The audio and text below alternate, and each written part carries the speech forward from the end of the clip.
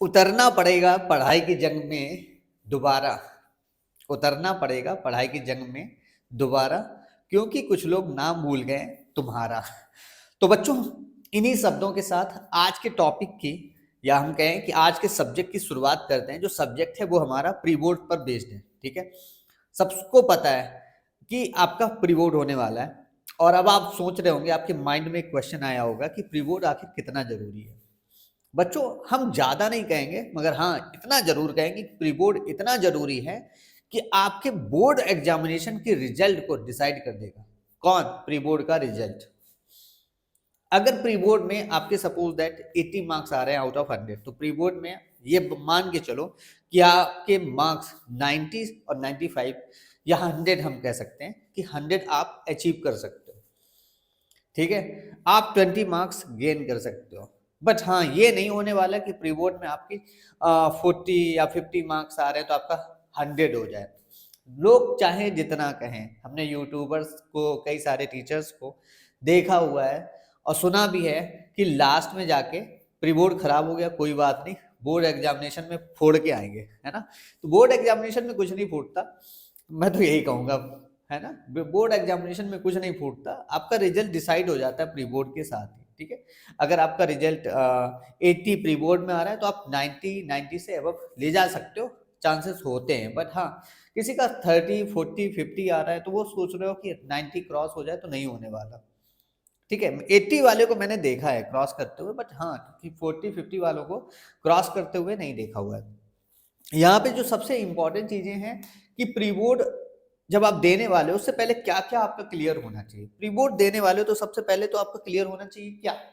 आपका जो रिवीजन है पूरे चैप्टर्स का। ठीक है, स्पेशली चाहे आईसीएससी का स्टूडेंट हो या फिर आईएससी का स्टूडेंट हो। आईसीएससी में तो कुछ भी रिड्यूस नहीं हुआ है, आईएससी में थोड़ा बहुत रिड्यूस किया गया है इस साल। ठीक है, तो वो आपका पूरा रिवीजन कंप्लीट होना चाहिए, बहुत अच्छे से कंप्लीट होना चाहिए रिवीजन। ये बात मान के चलना, मैं फोकस कर रहा हूँ आपका। ठीक है, आपका सिलेबस पूरा होने के बाद आपका रिवीजन हो जाए, बस इससे बेहतर कुछ नहीं है। ठीक है, उसके बाद की बात का अगर हम करें तो जगह आती है, प्लेस आता है स्पेसिमेन पेपर का, है ना। स्पेसिमेन पेपर मीन्स, अगर आपने देखो एक एक मॉडल टाइप का आप बना लो कि सबसे पहले कौन, सबसे पहले तो आपका सिलेबस, सबसे पहले आपका सिलेबस, सही है, ये कंप्लीट होना चाहिए। ठीक है, कंप्लीटली रिवाइज्ड होना चाहिए। आप कह सकते हो पूरा का पूरा रिवाइज्ड ही होना चाहिए, आप रिवीजन इसका कर चुके हो। ठीक है, फिर इसके बाद आता है कौन? स्पेसिमेन पेपर, आपका स्पेसिमेन पेपर। ठीक है, एसपी फॉर स्पेसिमेन पेपर। ठीक है, ये हो गया। अब इसके बाद क्या? इसके बाद आपको करना चाहिए पीवाईक्यू सॉल्व। और पीवाईक्यू, अच्छा सुनो मेरी बात, जो स्पेसिमेन पेपर आप सॉल्व करें तो बेहतर है कि आप 2022 के, 2023 के, 2024 का और 2025 का। ठीक है, हो सकता है 22 का ना हो तो 23, 24 और 25 आप ले सकते हैं, क्योंकि उस समय कोविड की वजह से स्पेसिमेन पेपर नहीं आया था। बट हाँ, पीवाईक्यू की अगर हम बात करें तो 2023 का देख लें, ठीक है, और 2024 का देख लें। ठीक है, ये हो गया। इसके बाद क्या है? इसके बाद बच्चों एक अलग से, अगर आप आईसीएससी और आईएससी के स्टूडेंट हैं, आईसीएससी क्लास 10th के स्टूडेंट हैं या फिर आईएससी क्लास 12th के स्टूडेंट्स हैं, तो अलग से आपको मिला होगा सीएफक्यू। ठीक है, और सीबीएसई के अगर स्टूडेंट है वो उनको कहते होंगे HOTS।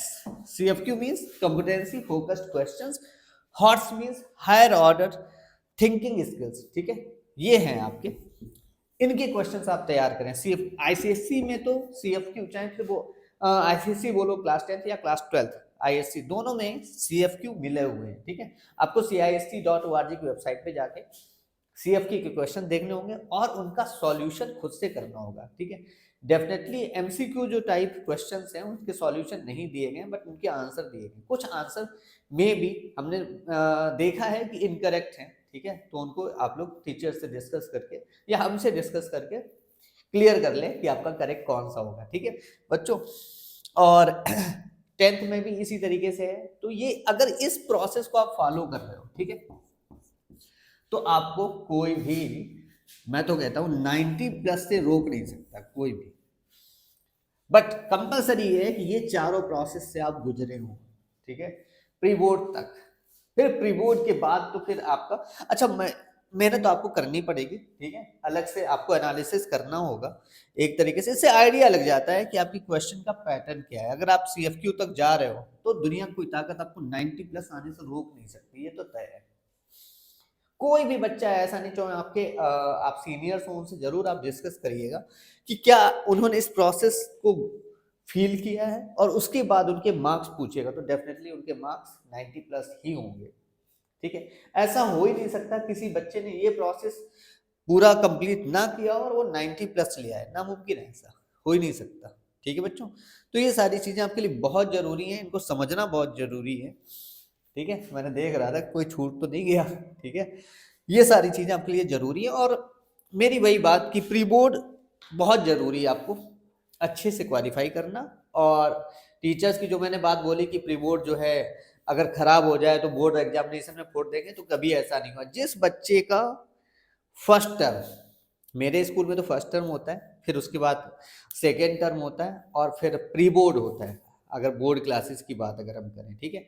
हाँ, अब यहाँ पर बात आती है कि जो टीचर्स कहते हैं कि प्री बोर्ड जो है खराब हो गया तो बोर्ड अच्छा करेंगे, फोड़ के आएंगे, तो ऐसा कुछ नहीं होने वाला। कोई नहीं फोड़ पाएगा, जिसका प्री बोर्ड भुगत गया, ठीक है, वो मेहनत करके अगर ला पाएगा तो 60% तक पहुंच जाता है, ठीक है। वो 90 प्लस के बारे में इस सपने को अचीव नहीं कर सकता, ठीक है, चाहे जितना प्रैक्टिकली आप बात करें, वो ऐसा नामुमकिन है, ठीक है। और बात अगर हम करें कि यहाँ पर प्री बोर्ड से पहले अगर आप टेस्ट वगैरह दे सकते हो, ठीक है, अपने टीचर से आप बात करें, जितने ज्यादा से ज्यादा तुम टेस्ट दे दो। देखो टीचर्स कहीं ना कहीं इन क्वेश्चंस को क्रिएट कर सकते हैं जो इनमें है। हम ये नहीं कह रहे कि स्पेसिमेन पेपर के क्वेश्चन दे देंगे, PYQ के क्वेश्चन दे देंगे, ऐसा नहीं है, ठीक है। हमारी भी कोशिश, जब भी हम बच्चों को टेस्ट देते हैं तो मेरी कोशिश ये रहती है कि थोड़ा इसी के तरीके से रहे, मगर चीजें बदल जाए। जैसे कि क्लास 10th ICSE में क्वालिफाइंग सम, बैंकिंग का एक क्वालिफाइंग सम्स पर बेस्ड क्वेश्चन आया हुआ है स्पेसिमेन पेपर में, अगर आप देखें, इससे पहले वो चीज कभी नहीं आई। तो हम टीचर उसको बदल सकते हैं, पूछा जा सकता है क्वालिफाइंग सम से रिलेटेड, तो हम चाहें तो उसको बदल सकते हैं। ऐसे ही डिफरेंशिएशन में भी बहुत चीजें बदली हुई हैं क्लास 12 में, ठीक है। तो ये चीज आपको एहसास होगा जब आप CFQ या हॉट्स से गुजरेंगे, ठीक है। तो आज का लेक्चर बस इन्हीं सब सारी चीजों पे था। टेस्ट आप अच्छे से दें, प्री बोर्ड से पहले जितने टेस्ट दे सकते हैं, जितने स्कूल्स के पेपर आप कर सकते हैं, ठीक है। मैंने आपका जो क्या क्या सॉरी टेलीग्राम जो चैनल बनाया हुआ है, आप चाहें तो रेफरेंस में वो लिंक जाके जरूर उस चैनल पे अपने आप को कनेक्ट करें, और मैं डिफरेंट डिफरेंट स्कूल्स के क्वेश्चन पेपर डाल रहा हूँ, आप लोग देख सकते हैं, ठीक है। अगर आप इसके बाद ज्वाइन करते हैं और आपको नहीं मिलता तो आप एक बार रिक्वेस्ट जरूर कर दें, तो मैं आपको मेरे पास हैं क्वेश्चन पेपर, वो मैं आपको न्यू न्यू स्कूल्स के डिफरेंट डिफरेंट स्कूल के डिफरेंट सब्जेक्ट के पेपर भेज दूंगा, ओके। मैंने बुक्स भी भेजी हुई है okay, so good night, take care. और आप लोग सोच रहे होंगे कि यहाँ पर सर आप पढ़ा नहीं रहे हो। यार एक्चुअली पढ़ाना चाहता हूँ, ठीक है, थोड़ा सा प्रॉब्लम है तो उसकी वजह से दिक्कत है, बट हाँ जल्दी ही हम उस प्रोसेस में आएंगे आपको पढ़ा पाए, ठीक है। और यूट्यूब से रिक्वेस्ट करेंगे कि वीडियोस को रिकमेंड करें, जो टीचिंग वीडियोस हैं उनको रिकमेंड करें। यूट्यूब से रिक्वेस्ट करनी करिए उसमें बच्चों, क्योंकि आपकी कोई गलती है नहीं, है ना, वो तो यूट्यूब की फॉल्ट है। यूट्यूब एजुकेशन बेस्ड जो चैनल है उनको प्रमोट नहीं कर रहा है इस समय बिल्कुल भी। हाँ, अगर यहाँ पर टीचर डांस करने लगे तो उसको प्रमोट कर देगा यूट्यूब, ये ऐसे हो रहा है आजकल यूट्यूब भी थोड़ा निगेटिव डायरेक्शन में जा रहा है, तो उनको मेरी यही रिक्वेस्ट है कि अगर मेरी बात उन तक पहुँच रही है तो एजुकेशन पर बेस्ड जो चीज़ें हैं वो जितनी सर्कुलेट हों सब जगह, वो ज़्यादा बेहतर रहेगा। Okay, so good night, take care.